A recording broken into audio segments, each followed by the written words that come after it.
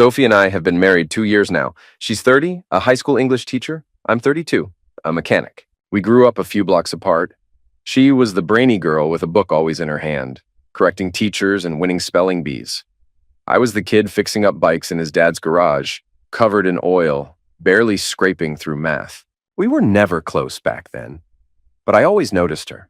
Everyone did. Life took us separate ways after high school. She went off to college. I stayed behind, got to work, built something solid with my hands. I didn't expect to see her again. But one day I'm grabbing a six-pack at the store, and there she is, by the cereal aisle, looking exactly like I remembered, but sharper, more sure of herself. She smiled at me first, like nothing had changed. We started seeing each other after that.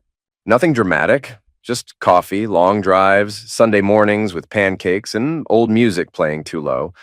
I asked her to marry me a year later. No big production. I just said it while we were folding laundry. She said yes without looking up. It felt like home. I've always felt like I was a little out of her league. She's sharp, reads 4 books a month, keeps conversations moving with people twice her age. Me? I'm a good guy. I work hard, I show up. But I've never been the one who turns heads in a room. Still, she picked me. And that meant everything. We made one promise early on. We don't yell. Doesn't matter what it is. We don't raise voices. Don't slam doors. We talk it out. Quietly, if we can. And that rule has kept us steady, even when things got rough. The rough part started when we decided we wanted a family. At first, it was just nothing. Month after month, like clockwork. Every test was negative. After a year, we started worrying. After 2, we were just tired. Tired of counting days, tired of well-meaning advice, tired of hearing people say, just relax and it'll happen.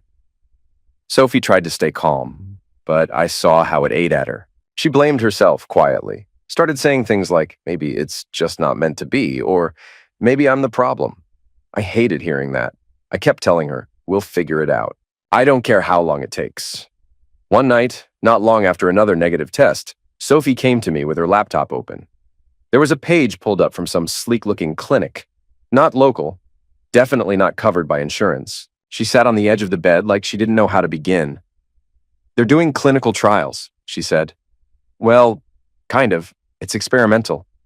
Gene-based hormone therapy. They customize everything to your body, tailor supplements, predict your ovulation windows. It's next-level stuff. I looked at the screen. There were testimonials, glowing reviews, success stories that felt like they were talking straight to people like us. She hesitated, then said, they need an initial payment to get started, just $20,000. I know it's a lot. I wouldn't ask if I didn't think it could work. 20 grand. My chest tightened. That wasn't just a stretch. It was a leap. But I looked at her eyes, the way she couldn't quite meet mine. She wanted this so badly. So did I. Okay, I said. We'll find a way. That was the night I called Dale and took every painting job he had for the next 3 months. Nights, weekends, rain or shine. I'd leave the shop at 5, get to the site by 6, climb up scaffolding with a thermos of black coffee in my hand and work until midnight. Come home, shower in silence, crash on the couch, then do it all again. We got the treatment started. Blood work, appointments, pills that had to be taken at precise hours. I was proud of her. We were doing this together. 3 months in, she came to me again. Quiet voice, same nervous glance. They say I'm responding well, she said. But there's another stage. A better hormone blend. It boosts the chances. It's another 20. I didn't say anything right away. Just ran a hand through my hair and nodded slowly. You sure? I asked. I wouldn't ask if I wasn't. That second 20 hit harder. I sold some old gear, cut out everything that wasn't a bill or food, pushed harder on the weekends. Some days I could barely keep my eyes open behind the wheel. But I kept telling myself, for the baby. She smiled more after that. Let herself imagine again. Started saying things like, when the baby comes, instead of if. Then 2 months later came the third ask. They just added a newer protocol. It's optional, but the results have been incredible, she told me, not meeting my eyes. It's the final round. I promise. It's 20. I just sat there. I stared at the floor for a while, and then I nodded. Because what else could I do? I loved her. I wanted this family. I wanted to believe this was the thing that would finally work. We spent $60,000 trying to get pregnant. And then, finally, one morning, She came into the kitchen holding the test in both hands, her face completely still. She didn't speak, just handed it to me. 2 pink lines. I stared at it, then at her. "You're sure?" She nodded, and I broke. Just stood there in the middle of the kitchen with tears in my eyes. I just kept saying, "You did it! We did it!" over and over. From that moment on, I didn't let her lift a finger.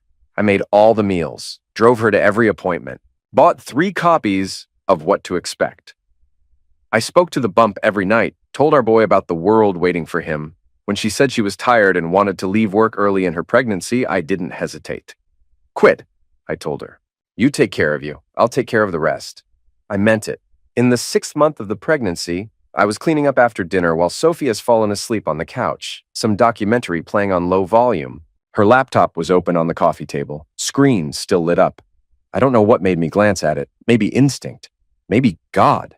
The window was open to a chat, messages between her and someone named Simon. At first, I didn't understand what I was reading. "How's my baby today? Still kicking like crazy?" "He's quiet today," she'd replied. "But he's getting big, I can tell." My stomach turned. "I hope your husband's taking care of you." "Yeah, trying." I scrolled further. There were photos, messages, compliments, conversations about her body, her pregnancy, plans for after. My hands started shaking. I opened a new tab, searched his name from her Instagram DMs. Simon. Full name, Dr. Simon Hayworth, a blue check, science awards, TED Talks, the perfect jawline, the kind of man she used to joke about never meeting in real life. He knew she was married. He asked if I was taking good care of her. I sat there staring at the screen, heart pounding like it was going to crack my ribs. I looked at Sophie asleep on the couch, hand on her belly, my entire world in that one image, except it wasn't mine anymore. I didn't yell. I didn't even wake her. I just grabbed my keys and walked out. I drove straight to Jared's place, old buddy from the shop. I didn't want to talk to Sophie. Didn't want her waking up and calling, asking where I was, crying, or pretending nothing was wrong. So I sent a quick text. "Something urgent came up at work. I'll be home tomorrow." Jared is one of the few who doesn't ask stupid questions when you show up at his door after dark with that look on your face. He opened the door, didn't say a word, just nodded, got out a spare blanket, and made up the couch. Then he went straight back to his room and shut the door. I lay there staring at the ceiling for hours. I think I dozed off around 4 a.m., if at all. The next morning, I dropped Sophie a 1-line update, still slammed. Might be out past tonight. Then I got to work. I created a burner Instagram account and started digging. I didn't have to search long. Simon wasn't exactly discreet. His public profile was full of staged conference photos, self-praise, followers kissing his A in every comment. He had a clean, curated life, like his whole personality was made in a lab. Then I found her. Gabby Hayworth, wife, psychologist, 2 kids. I recognized one of them from a photo Sophie had liked 6 months back. I didn't realize it then, but she'd been following his family too. I didn't want to go to her house. Didn't want to traumatize her kids or catch her off guard in her pajamas. I looked up the name of the clinic where she worked, found her on the Our Team page. Dr. Gabrielle Hayworth, PsyD, clinical psychologist, anxiety, couples therapy, post-traumatic healing. I called and said I was a former client trying to get in touch with her about something urgent. The receptionist gave me a direct line. I left a voicemail. She called me back about an hour later. Her voice was polite, but guarded. "This is Dr. Hayworth." "Yeah, hi, my name's Colin. Sorry to bother you. I know this is personal and probably way out of left field, but I need to talk to you. It's about your husband." Silence. "My husband?" she asked carefully. "I have something I think you need to see." Another pause, deeper this time. I could hear the shift in her tone when she spoke again. "What kind of something?" "Screenshots, messages, from a woman he's been involved with. I'm not looking for drama. I just thought you deserved the truth." "You're saying my husband is having an affair?" "I'm saying I have proof that might answer some questions you've probably already been asking." She was quiet again, just breathing. Then, finally, "I have a lunch break at noon, 30 minutes. If you're not crazy, meet me at my office. I'll buzz you in." "Fair enough." She hung up without saying goodbye. I pulled into the office complex around noon. Her practice was tucked in among dentists and chiropractors, 2nd floor of a bland gray building. I sat in my truck for 10 minutes before going in. My palms were sweating. She met me in the front lobby, mid-30s, blonde hair tied up in a rushed bun, Professional looking, but tired. Real tired. Her voice was calm but cautious. "You're calling?" she asked. "Yeah," I said. "Thanks for meeting me." She led me into her office. Warm colors, soft lighting, a couch no one wants to cry on but probably has. She shut the door gently behind us. "What's this about?" she asked, still polite, still clinical. I pulled out the manila envelope and handed it to her. She opened it slowly. Photos, screenshots, the chat thread between Sophie and Simon. Messages like, "How's my baby doing today? He kicks when he hears your voice. Hope your husband's taking good care of you." "Yeah, trying." She didn't react at first, just stared. Then one hand went up to her mouth. The other clutched the back of the chair. "Wait," she said, "she's pregnant?" "6 months," I said. Gabby sat down hard, like her legs gave out. "I think she's one of his patients. I always knew this day would come." That one day, it'd be one of his patients. She kept reading, her face pale. She shook her head like she was trying to reset her brain. She looked up at me, eyes sharp now, controlled. "What do we do?" "We make them answer for it," I said. She nodded. "I want the truth, all of it." I got home around 10. Sophie was on the couch with a heating pad, flipping through a magazine. She looked up and smiled like nothing had changed. I dropped my keys on the counter and stood there, watching her. "Everything okay?" she asked. "Oh, we need to talk." Her smile faded. "What's going on?" "I want a paternity test." She blinked, laughed a little, like I'd told a dumb joke. "Wait, what?" "I'm not playing, Sophie." "Are you serious right now?" "Colin, come on, that's insane." "Do you know a guy named Simon?" I asked. She froze. Just like that, mouth half open, not even trying to fake it. "I saw your messages. All of them." "Why the hell were you—" she started, voice rising. "Don't," I said. "Don't flip it on me." She tried to stand up, then sat down again. "I never slept with him." I pulled out the printed screenshots and dropped them on the coffee table. "He called the baby his." She stared at them, then at me. "You went through my laptop," she said, voice cracking. "After everything I did to take care of you? After I worked 2 jobs, gave you everything I had so we could have this kid, and you repay me by getting knocked up by someone else?" Tears welled up in her eyes. "It's not like that. I didn't cheat. You expect me to believe that?" "I used a donor," she said suddenly. "It was a medical thing. I didn't sleep with him. Colin, I didn't think I could get pregnant with you. We tried for so long." "You're telling me you used a donor?" I said slowly, "without talking to me?"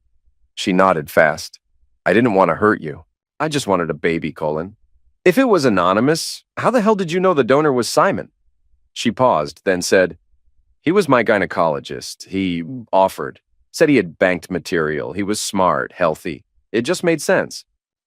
He had the right genes." I stepped back like she'd hit me. "You did this behind my back. Took my money. Let me believe it was ours. I didn't know how to tell you."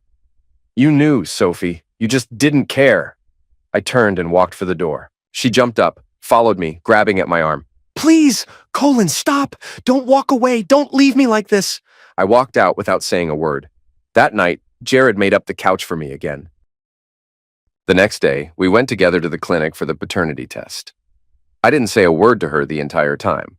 Not in the car, not in the waiting room, not even when they called her name. I left her at the hospital 2 days later after the test came back. I wasn't the father. Sophie crumpled to the floor. She looked up at me, eyes wide, panicked. No, this isn't right," she said, shaking her head. There's been a mistake. It's wrong." I stood still, didn't move. "Colin, say something, please. They messed it up. We can redo it. I swear we can fix this." Still, I said nothing. She started crying hard, her voice cracking. "I didn't sleep with him, Colin. It was a medical thing. You know that. I did it for us, for the baby." I turned, walked toward the door. She screamed after me. "Please," she sobbed. "I love you. I'll do anything." I opened the door, didn't look back. By the time I got home, I already knew I wasn't staying. I packed a bag, filled 2 boxes with clothes and essentials, and was halfway to my truck when I heard the tires screech up the driveway. Her dad, big man, red face, stormed out of the car like he was ready to throw hands. "You're a piece of crap," he barked. "You selfish, ungrateful—" I shut the truck door and turned to face him. "You get my daughter pregnant, then abandon her like a piece of trash?" Who the hell do you think you are? I think I'm the guy who just paid 60 grand to raise a baby that isn't mine. He stepped closer. You swore to love and protect her, in sickness and in health. And now you're running away like a little boy. No, I said cold. I'm walking away like a man who finally got tired of being used. Go to hell. Already been there, I said. Your daughter was the tour guide. He didn't respond. Just stood there, breathing hard, jaw clenched. I drove off without looking back. That night, Sophie's mom called me 3 times. Her aunt texted me that I was a disgrace. Her father left a voicemail I didn't bother listening to. Let them talk. I know what I saw. I know what I lived through. And I'm done explaining myself. At that day, I posted something on Facebook. Didn't name names, didn't rant. Just a quiet punch to the gut. Sometimes you think you're building a future with someone. Turns out you were just financing their performance. Lesson learned. I didn't expect much. Just needed to bleed somewhere. But the post spread fast. A few folks messaged me privately. Friends, coworkers, people who barely knew us but had always felt something off. And then came the message I didn't expect. A name I didn't recognize. Rachel M. Sophie's former colleague. Hey Colin, I saw your post, and I think there's something you should know. At first, I wasn't sure if I should respond, but something made me pause. We met at a coffee shop 20 minutes later. She was nervous, looking over her shoulder like she'd done something wrong just by reaching out. I debated even telling you, she said, holding her cup with both hands. But you deserved the truth. I didn't say anything, just nodded for her to go on. Sophie was fired, Colin. I blinked. What? She told you she left because of the pregnancy, right? I nodded slowly. Rachel gave a small, bitter laugh. Yeah, no, that's not what happened. She was asked to leave months ago. Why? There were complaints from parents, fathers of her students. Some of them claimed she was being inappropriate. I just sat there, staring at her, everything inside me going cold. Rachel looked down. I'm sorry, Colin, and she lowered her voice. Some people said she was offering money, asking them to help her get pregnant. I thanked Rachel for meeting me. She left quickly, like she'd already said too much, but I wasn't done. I texted her later that night. Rachel, I need one more thing. Do you know the names of any of the men? She replied after a pause. There were rumors, nothing confirmed, but yeah, I can give you a few names. Just please be careful. She sent me 4. That night, I looked them up, one by one. Every single one of them had a resume longer than my arm. Professors, researchers, engineers, think tanks, Ivy League diplomas, Harvard, Stanford, MIT, Columbia. They all looked like the same guy, just copy-pasted with different job titles. Tall, white teeth, good suits. Every profile shot looked like it was taken for Forbes. Then one of them stood out. Peter Mallory, biochemist from Princeton. Still had his wedding photos up, but the wife had disappeared from the more recent stuff. I checked the county court site. Yep, divorce finalized 6 weeks ago. I found his ex-wife on Facebook, Emily Mallory. She didn't accept my friend request, so I messaged her directly. Emily, I know this is out of the blue, but my name is Colin, and I think we were both lied to by the same woman, my wife. No answer that day. But the next morning, she wrote back, You've got 15 minutes, that's it. We met at a park near her office. She kept her sunglasses on the entire time. You're Sophie's husband? She said flatly. I am. She crossed her arms. Your wife destroyed my marriage. I'm not here to defend her, I said. She destroyed mine too. She hesitated. Her voice softened just slightly. All right, she said. Talk. I'm trying to understand what really happened. I heard Sophie offered your ex money to help her get pregnant. Emily let out a humorless laugh. You didn't know? I shook my head. She didn't just offer, Emily said. She paid him 10 grand up front in cash. I saw the withdrawal. My stomach flipped. So it's true, I said quietly. She was paying men to father her child? Emily finished. Yep. I stared at the grass between my shoes. She tell you she used a donor? Emily asked. That it was all anonymous and clinical? She did. Jesus. I looked back up at her. Would you be willing to testify? I'm filing for divorce, possibly fraud. She smirked. Oh, I'd love to. I've got the bank statements, texts. Hell, I still have the envelope she used. I exhaled. Thank you, I said.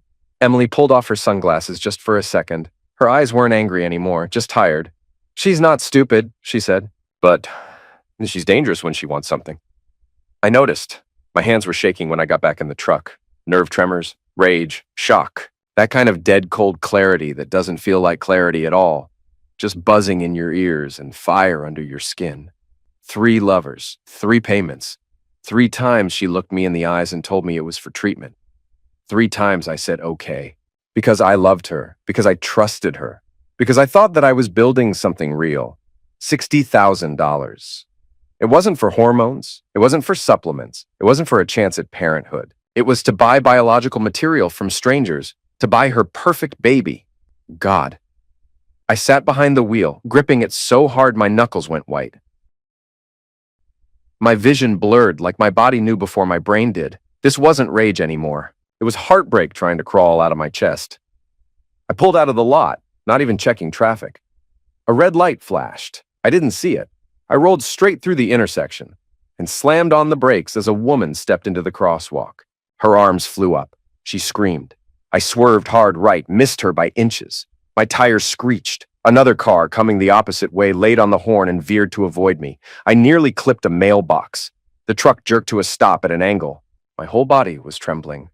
I sat there, breathing like I'd just come out of a crash. Because emotionally, I had. After a few minutes, I reached for my phone, and I started writing. I messaged every single member of Sophie's family. Group chats, private messages, her parents, her aunts, her cousins.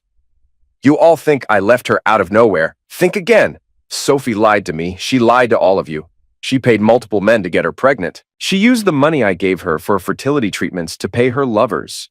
The baby? Not mine. I sent screenshots, bank statements, voice memos from Emily, everything I had. Within minutes, the replies started. Her mom. You disgusting liar. You're mentally unwell, her dad. You're dead to this family.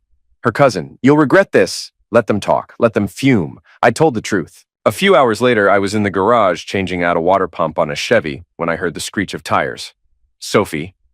She burst into the shop like a storm in heels, red in the face, hair a mess, fury all over her. What the hell is wrong with you? She shouted. You told my family? You humiliated me? I stood up straight, wiped my hands, stared at her. What did you expect me to do, Sophie? Stay quiet and take it? You had no right. No right? I snapped. No right to speak after everything you've done? After you paid men to screw you behind my back while I was painting houses to fund your bullcrap treatment? She stepped closer, finger in my face. That was none of their business. It became their business the moment you let them believe I was the father of that baby. She hesitated, her face flushed with anger and something darker underneath. Then she looked me straight in the eye and said it. I wanted my child to have good genes, Colin, not your weak, stupid ones. Silence. The air went dead. I didn't say anything at first, just stared at her, jaw locked, heart pounding. Then I let out a breath and said quietly, You finally said it. What you've always thought. She opened her mouth like she had something cruel locked and loaded, and then suddenly grabbed her stomach. Her face went pale. She doubled over slightly. I froze. Sophie? I think something's wrong, she gasped. It hurts. I grabbed my phone and called emergency, told the dispatcher what was happening. When the ambulance came, I didn't ride with her, didn't follow them out. I just stood there, watching the taillights disappear down the road. She wasn't my wife anymore. And that baby wasn't mine. The next morning, I walked into my lawyer's office and dropped the folder of new evidence on her desk. Let's finish this, I said. Marla Reed didn't smile when she read the file I handed her. She just flipped through it, page by page, with the kind of calm that meant she'd seen worse, but not by much. When she finally looked up, her voice was sharp, direct. What do you want to do with her? I sat forward. My hands were steady now. The shaking had stopped. I want her gone. For good. I want the truth on paper. And I want consequences. Marla nodded once. Then we don't just file for divorce. We go bigger. She laid it all out while the air conditioner hummed behind her. First, the divorce. Fast, full disclosure, no more games. Then the civil suit for fraud. 60 grand under false pretenses wasn't just a lie. It was legally actionable. She said Sophie built an emotional narrative around a medical lie, and that made it personal and financial fraud. Then she added the emotional distress suit. Said the level of manipulation, letting me bond with a child that wasn't mine, was extreme, and we could fight for that too. And if there was any trace of misused medical channels or improperly recorded payments, she'd have no problem nudging it toward criminal charges later. I sat there taking it in, nodding, my jaw tight. Will she lose everything? I asked. If we do this right, Marla said, not blinking. Yeah, she just might. 3 weeks later, I sat in court and waited. Sophie showed up with a whole row behind her. Her parents, her older sister, and aunt, even her college roommate, I think. All sitting tall, lips tight, ready to glare at me like I was the bastard who broke their golden girl. She looked smug when she sat down, like the army at her back was proof she was innocent. I sat with Marla. We didn't say a word. The judge took his seat. Papers shuffled. The bailiff called the case. Marla stood, calm and steady. Your Honor, we're prepared to move forward with testimony and exhibits. We have digital evidence, financial records, and a sworn affidavit from a third party. Sophie's lawyer, some gray-haired guy with a soft voice, tried to speak up. My client admits there were errors in judgment, but she never intended. Marla cut him clean. She took $60,000 under false pretenses. She claimed the funds were for fertility treatment. Instead, she arranged 3 separate private agreements, all off the books, to obtain reproductive material from other men. A murmur went through the courtroom. Sophie's mother whispered something to her husband. Her sister looked confused. Marla continued. We have messages between the defendant and one of the men in question, Dr. Simon Hayworth, indicating an emotional and physical relationship, including references to the unborn child as his. She handed the judge the packet. He read in silence. Then he looked at Sophie. Mrs. Palmer, I need to hear directly from you. Did you mislead your husband regarding the parentage of your child? Sophie cleared her throat. No, I didn't lie. I just didn't know how to tell him the truth. So you admit he is not the biological father? Yes, she said softly. Gasps behind her. Her sister shook her head. Her mother covered her mouth. The judge went on. And you paid these individuals directly in cash? It wasn't like that, she stammered. I was desperate. We couldn't conceive. I just wanted a baby. Marla stood again. Your Honor, we also have a signed affidavit from one of the men's ex-wives confirming a $10,000 cash payment and that the marriage ended as a result. He turned back to Sophie. Did you pay this man to help you conceive? I thought it was the only way, she said. Her voice cracked. Colin's genes, they weren't strong. I wanted the best chance for my child. I made a judgment call. Sophie's dad stood up. You what? He said, loud. He looked at her like she was a stranger. You lied to all of us? Dad, I didn't know what else to do. Her mother stood next, quiet, shaking her head. I can't watch this. They left together. Her sister followed 2 minutes later. Then the aunt, then the roommate. By the time Sophie tried to say something again, she turned around and realized the bench behind her was empty. She stood alone. When the judge finally ruled, his voice was calm. In light of the testimony, documentation, and the defendant's own admission, this court finds in favor of the plaintiff. He glanced down at the paper, then looked at me. Full divorce granted, immediate dissolution. Additionally, the defendant is ordered to reimburse the plaintiff in the amount of $68,450, including damages, verified transfers, and legal costs. Sophie went pale. The judge looked at her one last time. This court notes the severity of emotional manipulation in this case. You not only deceived your husband, but allowed an entire family to participate in the lie. He banged the gavel. That was it. Sophie didn't say a word. She just stood there, hand on her belly, completely alone, and watched the last good thing in her life walk out the back of that courtroom without looking back. I didn't smile. I didn't gloat. I just walked out free. A month went by. I didn't think about her much, not on purpose. Life got busy again. The shop was steady, bills got paid, and for the first time in years, I was sleeping through the night. But people talk. You wouldn't believe how many folks around here know each other, or know someone who knows someone. The first one was a regular. Older guy comes in for oil changes like clockwork. He leaned on the counter and said, Hey, didn't your wife used to work at Roosevelt High? I gave a small shrug. Used to. He nodded, looked awkward. Shame what happened. Word is they're still not letting her back in. A lot of parents made noise. Later that week, another customer, mom of two, drives a white Subaru, brought it up while I was writing up her receipt. Sophie, right? I saw her at the pharmacy. She looks rough. I heard she's 8 months along and can't find work anywhere. Nobody'll hire her, not even for desk jobs, and her parents won't talk to her. I nodded and handed her the receipt.